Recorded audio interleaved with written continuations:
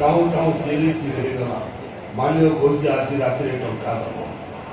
ଆଉ ମାଲିକ ଆସିବା ପର୍ଯ୍ୟନ୍ତ ମୋତେ ଅପେକ୍ଷା କରିବାକୁ ପଡ଼ିବ। ଟଙ୍କା ପାଇଲେ ସିଧା ଗାଁ ଘରକୁ ଯିବି। ଆଉ କିଛି ହଉ ନ ହଉ ମୋ ମାମା ପାଇଁ ଦୁଇଟା ଜାମା ଦେଖିବି। ଜାମା ଦେଖିଲେ ନା ମାମା ବହୁତ ଖୁସି ହେବ। ଖୁସି ଦୁଃଖ ଦରିଆରେ ଯାହାର ଜନ୍ମ ଖୁସି ଆସିବ କହୁଛୁ। ଏ ଜଗନ୍ନାଥ ମତେ ମଶାଣି ଚଣ୍ଡିଆ କରିଦେଲୁ, ଟିକେ ଜଣେଇଦେଲୁ ଜୀବନ ଠାରୁ ମଶାଣି କେତେ ବାଟ। ଗରିବ ହେଇଥାଉ ବା ଧନୀ, ଗଜଦନ୍ତ ପଲକରେ ଶୋଇଥାଉ ବା ଛିଲ୍ଲା ବସିଲାରେ ଶୋଇଥାଉ, ସମସ୍ତେ ଦିନେ ନା ଦିନେ ଏଇଠିକି ଆସିବେ, ମଶାଣି ଦୁଇରେ ଶୋଇବେ। ଏ ମଣିଷ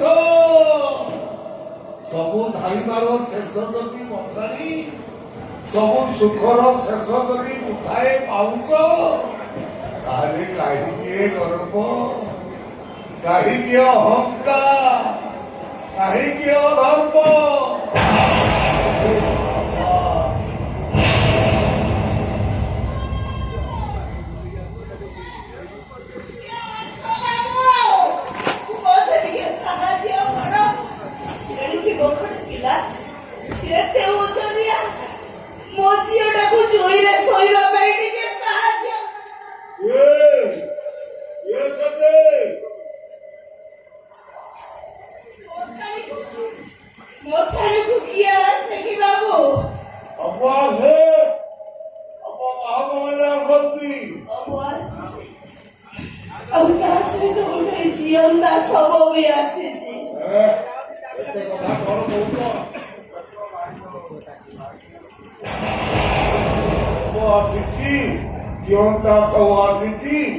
ଏତେ କଥା ଶୁଣିବା ପାଇଁ ମୋ ପାଖରେ ସମୟ ନାହିଁ।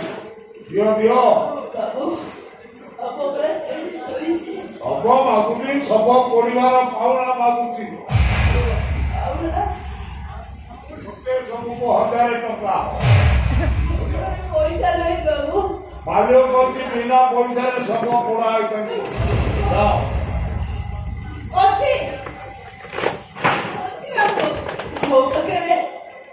ମୋ ପାଖରେ କାଳିଚ ମାଳିଟା ଅଛି। ସୁନା ରୂପା ସବୁ ନିଲାମ ହେଇଯିବା ପରେ ମୋ ସ୍ୱାମୀ ମୋତେ ଏଇ କାଳିଚ ମାଳିଟା ଦେଇଥିଲେ। ନିଅନ୍ତୁ ବାବୁ, ଏଇ କାଳିଚ ମାଳିଟା ନିଅନ୍ତୁ। ନିଅନ୍ତୁ ବାବୁ, ଏଇ କାଳିଚ ମାଳିଟା ନିଅନ୍ତୁ।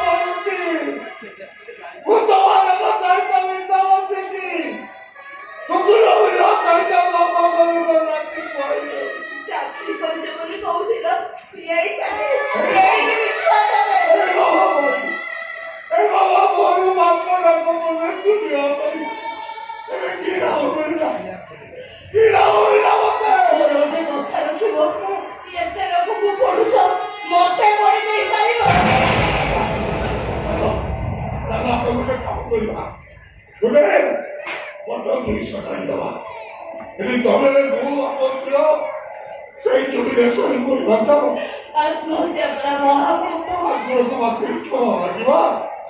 ହେ ଠାକୁରେ, ଆମେ ତମ ନିୟମକୁ ଭାଙ୍ଗି ଆତ୍ମହତ୍ୟା କରୁଛୁ। ତମେ ଆମକୁ କ୍ଷମା କରିଦିଅ ଠାକୁରେ, କ୍ଷମା କରିଦିଅ ଆମକୁ।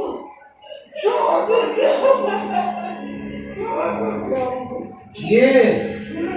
କିଏ ତମେ ବତ୍ସ? ଏତେ ରାତିରେ ମଶାଣିରେ କଣ କରୁଛ? ବାବା, ବାବା, ଆପଣ ଆସିଛନ୍ତି ବାବା। এই ଦେଖନ୍ତୁ ବାବା, ମୋ ସ୍ୱାମୀଙ୍କର ସେଇ ଗୋଟିଏ ଭୁଲ ପାଇଁ ଆଜି ଆମେ ସମସ୍ତେ କେମିତି ମଶାଣିରେ। ବିଶ୍ୱାସ କରନ୍ତୁ ବାବା, ସେଇ ଗୋଟିଏ ଭୁଲ ପରେ ମୋ ସ୍ୱାମୀ ଆଉ ଜମା ଭୁଲ କରିନାହାନ୍ତି। ହେଲେ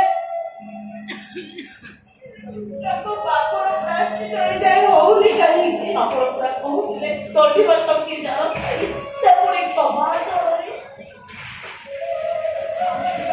ଆପଣଙ୍କ ଜଗନ୍ନାଥ କାହାକୁ ରାଗନ୍ତିନି? ଆମ ଉପରେ ତାଙ୍କର ରାଗ କାହିଁକି? ଆମର ଦୋଷ କଣ?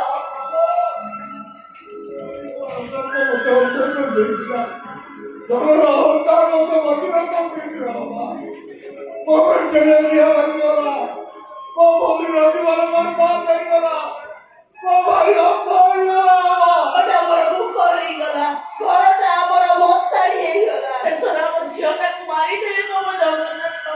ତମେମାନେ ଅଯଥାରେ ଜଗନ୍ନାଥଙ୍କୁ ଦୋଷାରୋପ କରୁଛ। ସେ କଣ ଏ ଜଗତର ସୃଷ୍ଟିକର୍ତ୍ତା?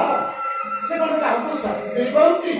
ବରଂ ଅନୁତାପ କରିବା ପାଇଁ ପରିସ୍ଥିତି ସୃଷ୍ଟି କରନ୍ତି।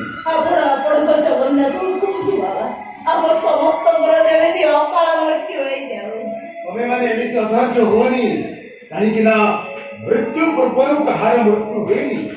ତାଙ୍କ ଉପରେ ଭରସା ରଖ, ତାଙ୍କ ଉପରେ ବିଶ୍ୱାସ ରଖ, ଦେଖିବ ସବୁ ଠିକ ହେଇଯିବ। ଆଉ ଗୋଟେ କଥା ମନେ ରଖ, ସେ ଯେମିତି ଉଜାଡ଼ି ପାରନ୍ତି ସେମିତି ସଜାଡ଼ି ବି ପାରନ୍ତି। ଡାକ, ସମସ୍ତେ ତାକୁ ଭକ୍ତି ଚିତ୍ତରେ ଡାକ। ମୋ ଝିଅ କଣ ଫେରି ଆସିବ? ଡାକ, ବିଶ୍ୱାସର ସହିତ ଡାକ। ମାମା! ଉଠିଲ ମାମା! ଆଉ ଥରେ ଡାକ। ଉଠିଲ ମାମା! ଉଠ! ଡାକ, ବିଶ୍ୱାସର ସହିତ ଭକ୍ତି ଚିତ୍ତରେ ସମସ୍ତେ ତାକୁ ଏହି ଆଖି ବୁଜି ଡାକ।